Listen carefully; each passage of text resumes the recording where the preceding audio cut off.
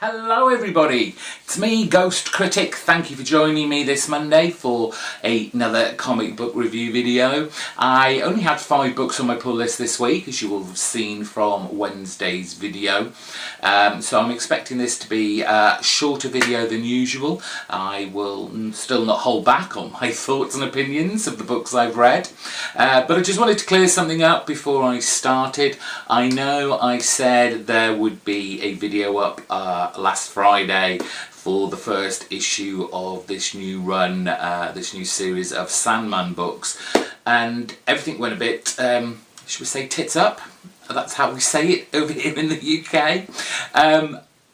I had a message from a very good friend of mine in the YouTube community. I don't want to mention any names because we might get to do something in the future and I'd like it to be a surprise. But they wanted, or asked me I should say, if I wanted to do a live Google Hangout and talk about it with them. And I thought, great, that's brilliant. I don't need to do a video now on it and I don't need to do all the editing. And then my internet packed in. Well, I say it packed in. I know you don't care about this, but I'm going to rant about it for a little.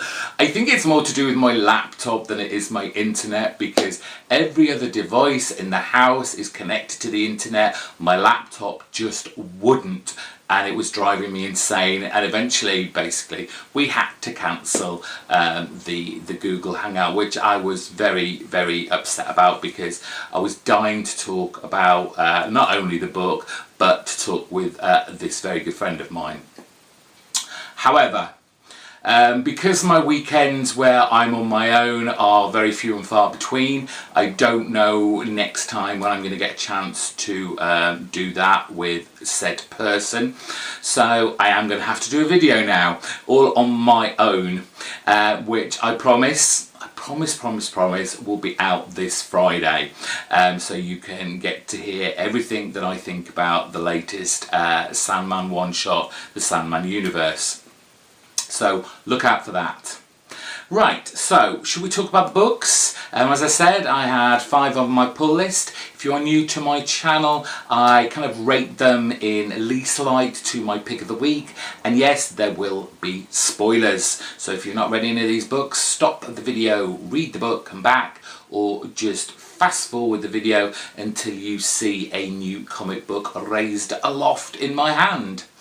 And the book I'm going to pick first, which I will say unfortunately least liked. I just didn't like this very much, and it was the Astonishing X-Men Annual #1. Now, Costin Bromstar said on my Wednesday video that when I mentioned this, there was I guess a tad bit of venomous tone to my voice, and at that time I didn't mean it. I just kind of went, apparently X-Men, Astonishing X-Men needed an annual, apparently, because for those of you who've been reading comics for a long time, do you remember back in, I think it was probably the late 80s into the 90s, the annuals used to come out probably about a week after each other, and most of the time they all had a kind of interconnected storyline. And I guess Marvel, especially from what I can recall, they were quite clever because they used to use a lot of kind of, I guess what they call their lower tier books, their lower tier characters that perhaps weren't selling as well, and so this kind of gave the opportunity to perhaps boost sales in the regular storyline, get people interested again in that character. So you had the likes of the Punisher, Daredevil, you throw in Avengers, the Fantastic Four, the X-Men, all the different teams of the X, X-Factor, X-Force, all those, and all the annuals would make up one overarching storyline. These days that doesn't seem to happen, and case in point is Astonishing X-Men #1. My first problem with this is that it sets it up having come after, I think it's, what did they say, Phoenix Resurrection issue 5, and Astonishing X-Men issue 12. Now, I am pretty sure this must have been written before Astonishing X-Men issue 12, the Charles Soule run, because this bears no resemblance, has little to any connection to that team that was in those first 12 issues. Yes, we had Archangel, what is he calling himself now? Archangel, yes, Warren Worthington was in the team, and the youngified, I guess you'd call him, Professor X. The rest of these characters, not so much. Yes, we've got the Beast now in the new Astonishing X-Men team, but that's about all this bears a resemblance to the Astonishing X-Men title. And so we get thrown in Jean Grey, we get thrown in Bobby. And it's almost, you've almost got the kind of original team from back in the day. But to have that kind of attached right at the very beginning, this kind of, to me, sets up, oh right, so we're going to be dealing with what's happened as a fallout from those issues. Now, I don't read Phoenix Resurrection. I don't know what that was all about, apart from obviously bringing Jean Grey back to the Marvel Universe. But it shouldn't have been Astonishing X-Men. It maybe should have been X-Men Red, or just an X-Men title on its own. It should not have been attached to this particular series. What you have is 4 of the original team having this dinner reunion, and suddenly Professor X turns up, and they go back to a town that they've been to before, and it must have been a past story, and again it's one of those kind of, you need to know your kind of X-Men history, where they were vilified, they were mutants, they were feared, they were hated, and obviously I'm guessing there was some sort of altercation with the townsfolk with those mutants at the time. And Professor X takes them back to this town, and everyone in the town just sees these 4 as normal people.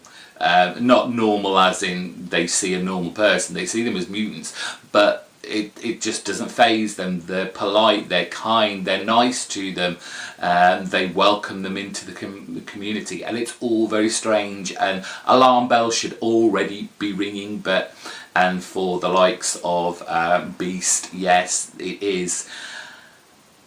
The whole idea is that there's this alien parasite called Lucifer, who has basically corrupted the minds of these townsfolk and basically made them, I guess, robots in some respects, where they just basically have no feelings. And of course there's a big fight scene at the end, everything goes back to normal, the X-Men have saved the day, but there are moments in here, and again it's that disconnected moment where, as great as Matthew Rosenberg is as a writer, this is why I feel this was written much more before the end of Astonishing X-Men 12, because at the end of Astonishing X-Men 12, Warren gets gifted by Professor X the ability to be able to switch from his human form of Angel to the more violent,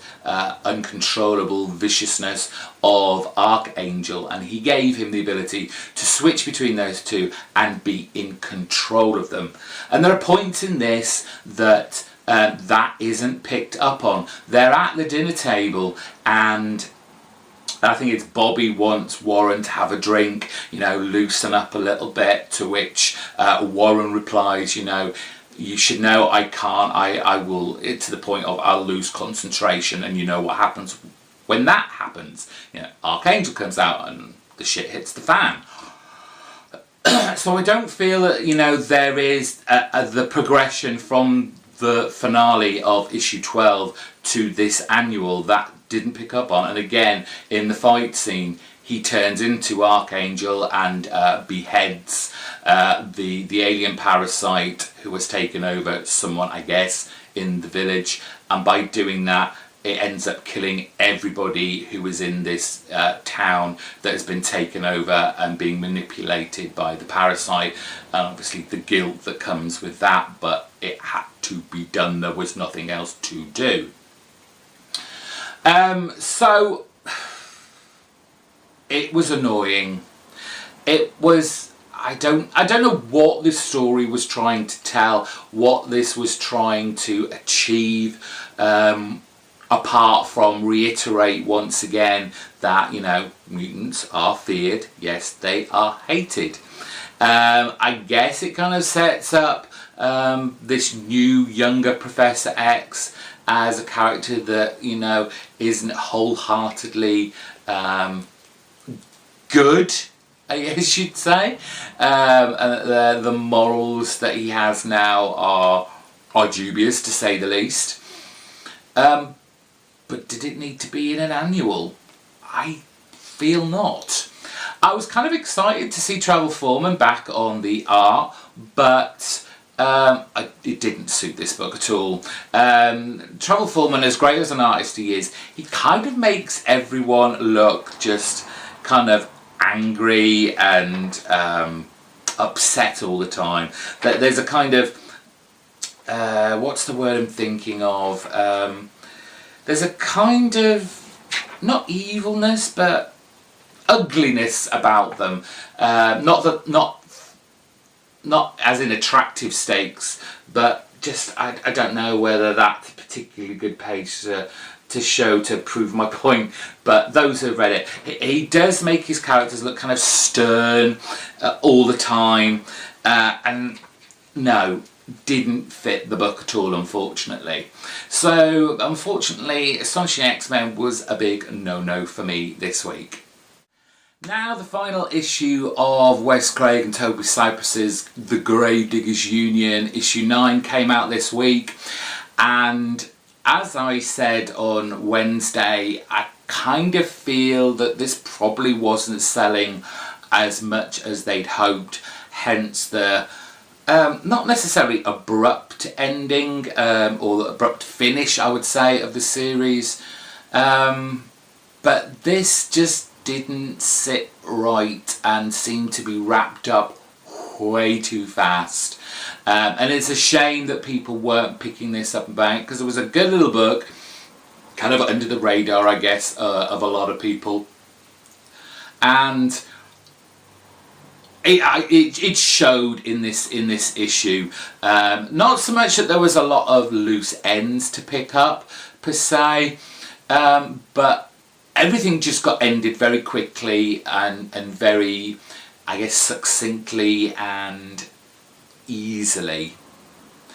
We have the big showdown between our kind of black cult that wants to raise these dark demons and gods and take over the world, and we have our band of gravediggers with kind of some witches and that like involved, as they're kind of like a rebellion against these, trying to save our earth.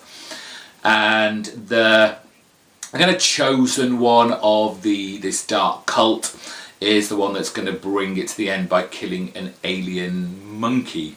All sounds crazy and silly, and we've kind of had touches of the histories of all these ideas that Wes Craig and Toby Cypress put into this book, but they weren't exactly fleshed out enough. And perhaps if this book had gone on for much longer, maybe Wes Craig would have had the opportunity to do this story a little bit more justice, and to give it a little bit more gravitas. Because basically what we have at the end of this book is, yes, we get the big finale where are these dark demons going to arise? Is the gateway going to fully open? Is the earth doomed? Well, no, it's not.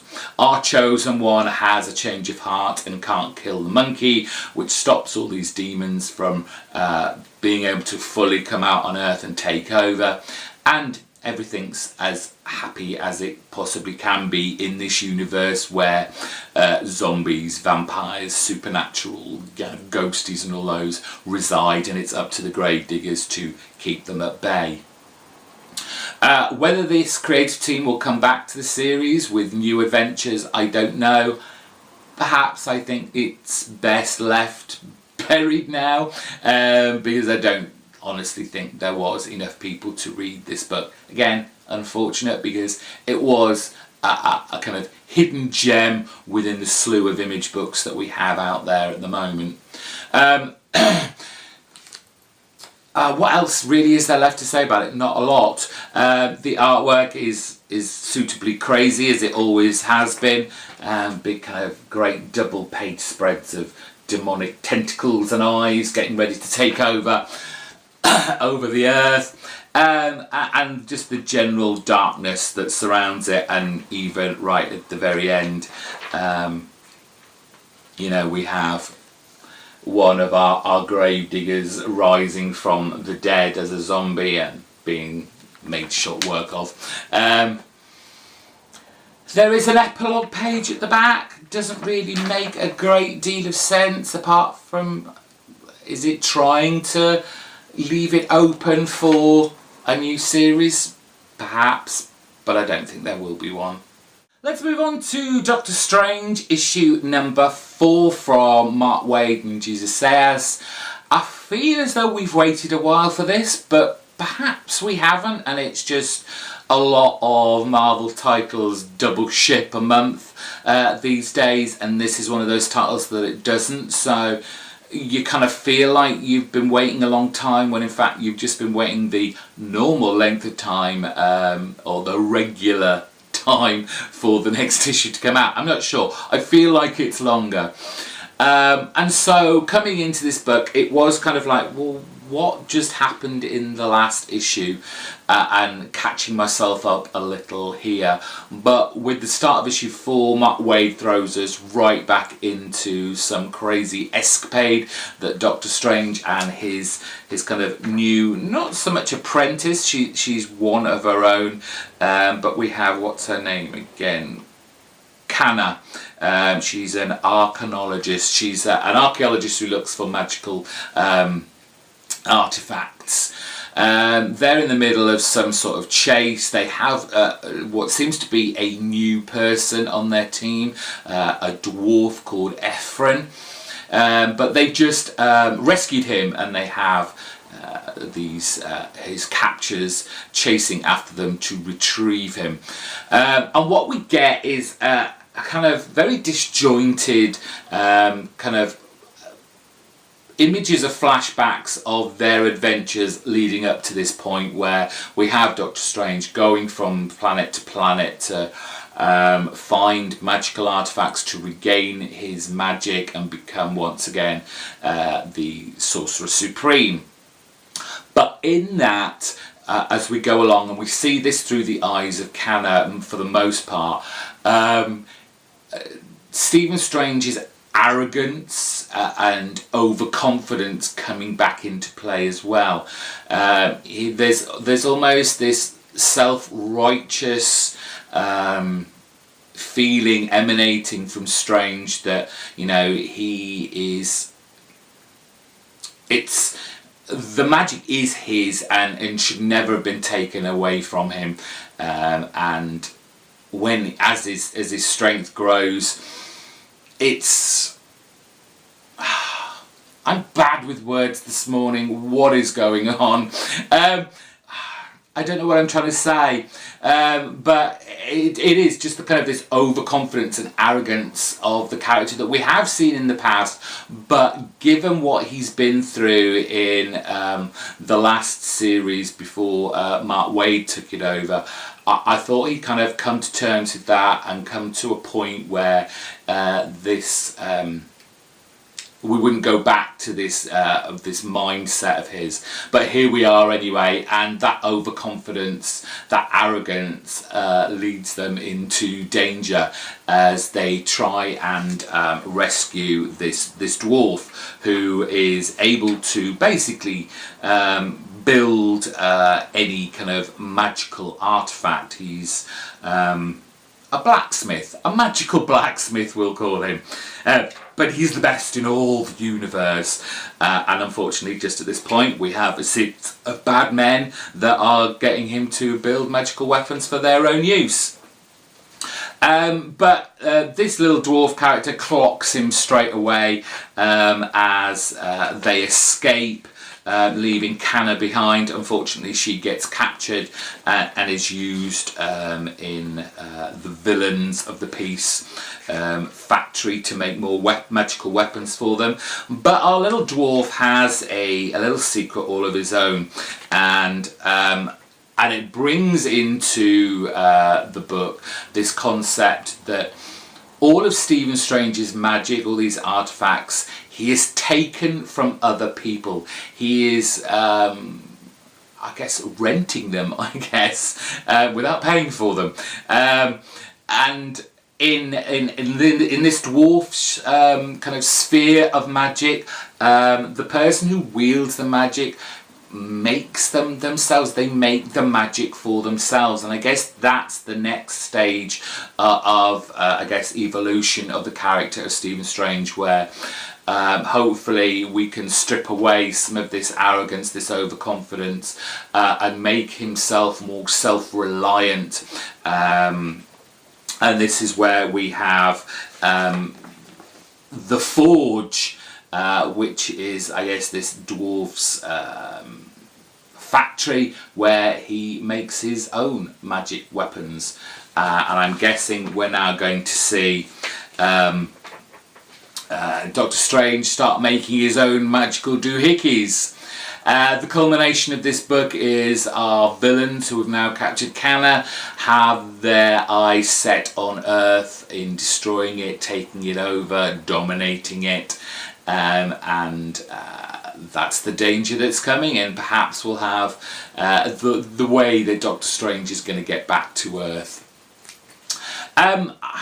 Jesus Says the artwork, it's nice, it's pretty, but it always feels to me kind of flat. It just doesn't suit the book. He needs to be somewhere else, not in a bad way. I mean this in a mean or offensive way. I just don't think his art particularly suits this particular style of book, and it needs something a little bit more comic booky and less kind of, I won't say photorealism, though it does kind of edge towards that at times, but we need a new artist.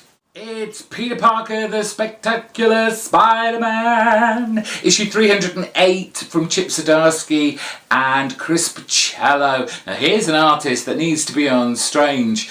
He was on it for a time when it first came back, and it was wonderful. He needs to be back on that, but he's here, and I was very excited because he's one of my favourite artists, comic book artists, and I was suitably impressed. I have to say, it does look a little strange given the artists we've had previously. Chris Picciello certainly has a style of his own, and the characters do look slightly strange. Peter Parker has never looked younger. I know they're trying to keep him kind of in that young state to make it more relevant and appealable to the younger market, rather than being this kind of adult.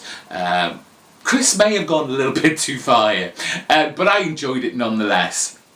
Now this is a strange story, and I wouldn't necessarily have been bothered with the story content, but then you read Twitter and people go, well, when did these stories happen? This has never happened. And then Chip Zdarsky chips in, and then says, just hold on guys, wait. Because basically what we have is a story of Sandman. Not the Sandman, just Sandman. Marco Flint. And he can't keep himself together. Literally. His sand powers are wreaking havoc on him. and he is going to die. He feels like he's going to die. This is his kind of last throes. And this is not him going to do a last kind of hurrah villainous tirade. He basically just wants to be left alone. If he wanted to be left alone, perhaps he should have gone somewhere that isn't so populated. But however, this is picked up by J. Jonah Jameson, and he gets Spidey to go into action, but not in the way that he wants Peter to go into, because this is the great dynamic that we now have between Spidey and J. Jonah Jameson, where they're kind of partners now. You know, now that Peter has revealed his identity to Jonah, Jonah feels, we've seen last issues, the guilt that he feels, everything that he's put Spider-Man, Peter Parker, through over the years. And so he's kind of thrown all that vengefulness over kind of vigilantes and the like onto the real supposed villains of this universe. So of course, when he hears Sandman's out there, Marco Flint, he wants Parker to take him down, get him in prison. He's a villain. But it's nice to see Parker, Peter Parker, kind of go, you know, Jonah, slow down. We don't know the full story over here. I'm not just going to, you know, put him in handcuffs, lock him up, put him in a cell. And I think that dynamic between the two is interesting, and I hope it gets fleshed out more and we see Jonah perhaps question his thought processes, and then again, as we've seen him already happening, his personality, his demeanour grow and evolve, which that character certainly has needed for quite some time. And the reveal of Peter Parker's identity to him has given him that impetus, that kind of explosion there has moved this story and this character forward that has been kind of stagnant to some degree for quite some time. The weird thing about it, there are flashbacks to a kind of big fight scene, whether this is on our universe, the 616, or in the multiverse somewhere. But apparently, you know, people have been saying on Twitter, when did this story happen? I've never read this story, what is it about? And I think it may have something to do with the kind of other storyline that gets interspersed with this, which seems to be a character not dissimilar to Sandman, but more, I guess you could say, solid. But this, I'm guessing perhaps he's an alien, perhaps he's from another universe, another planet, but it looks like his planet's dying. He certainly looks a little bit rough. And there seems to be some connection between these two characters as the story progresses. Marco basically lets go of his form and just kind of dissolves into this big beach. At the same time, this guy who's could be an alien, he seems to break down into pieces.